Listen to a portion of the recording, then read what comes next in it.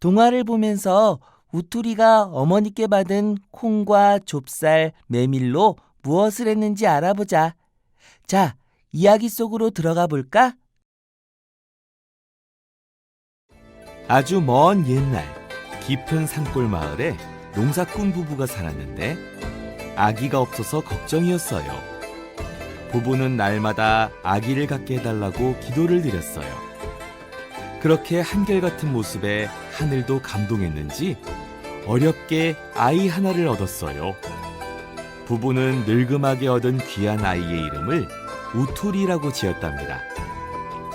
그런데 우투리는 보통 아기와는 달랐어요.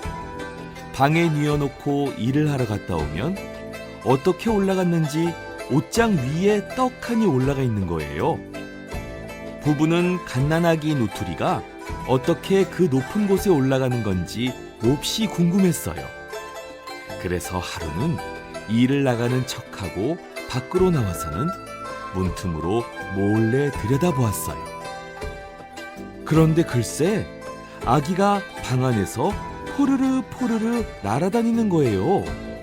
자세히 살펴보니 우투리 겨드랑이에 아주 자그마한 날개가 붙어 있었답니다. 그걸 본 부부는 화들짝 놀랐어요. 어이쿠, 이를 어째? 우리 우투리는 평범한 아기가 아닌가 보네. 그런데 이상하죠? 영웅을 낳았으면 기뻐해야지 왜 걱정을 하는 걸까요? 그건 바로 욕심 많은 왕 때문이었어요. 왕은 힘없는 백성들의 작은 재물까지 몽땅 빼앗아 자기 것으로 만들었어요. 그러니 혹시라도 영웅이 나타나 자기를 해칠까 겁에 질려 있었지요. 왕은 어디에 영웅이 나타났다는 소리만 들어도 병사를 끌고 달려가 그 사람을 해치웠어요. 아주 어린아이도 영웅이 될 아이라고 하면 잡아다가 지하 감옥에 가두고 밥을 조금만 주어 힘을 못 쓰게 만든다는 소문이 돌았어요. 부부는 우투리가 영웅이 될 아이임에 틀림없다는 걸 확인하고 겁에 질렸어요. 잘못했다간 우투리는 물론이고 자신들까지 죽을 수 있으니까 말이에요. 결국 부부는 고민 끝에 사랑하는 아들 우투리를 뒷산 바위 밑에 묻기로 결심했어요. 그러자 어린 우투리가 어머니에게 이렇게 말하는 게 아니겠어요? 부모님께서 저 때문에 걱정하시는 거 다 알아요. 마지막으로 부탁이 하나 있어요. 콩 석대와 좁쌀 석대, 메밀 석대만 구해주세요. 콩 석대는 불에 볶아주시고 좁쌀과 메밀은 저를 바위 밑에 묻으실 때 같이 묻어주세요. 어머니는 우투리가 부탁한 것들을 구한 다음 콩 석대를 볶았어요. 그런데 동글동글한 콩을 볶다 보니까 콩알 하나가 솥 밖으로 톡 튀어나오지 않겠어요? 어머니는 별 생각 없이 튀어나온 콩알을 주워 먹었어요.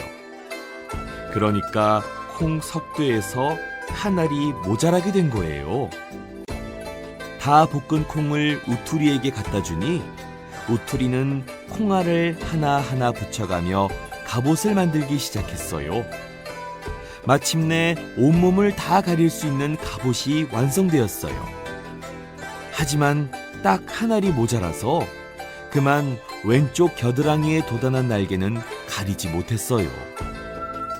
부부는 피눈물을 흘리며 우투리를 뒷산 바위 밑에 스스로 묻었답니다.